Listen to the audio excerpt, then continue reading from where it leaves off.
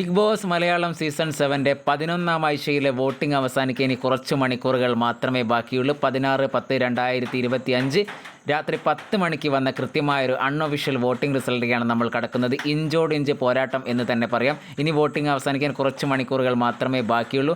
നിങ്ങൾ ഈ ചാനൽ ആദ്യമായിട്ടാണ് കാണുന്നതെങ്കിൽ ഒന്ന് സബ്സ്ക്രൈബ് ചെയ്യുക. നമുക്ക് ഇപ്പോൾ വന്നൊരു കൃത്യമായ അൺഒഫീഷ്യൽ വോട്ടിങ്ങിലേക്ക് കടക്കുമ്പോൾ 1-ാം സ്ഥാനത്ത് നിൽക്കുന്നു ഷാനവാസ്. 89,941 വോട്ടോടെ ഷാനവാസ് 1-ാം സ്ഥാനത്ത് നിൽക്കുമ്പോൾ 2-ാം സ്ഥാനത്തേക്ക് എത്തിയിരിക്കുകയാണ് ആര്യൻ.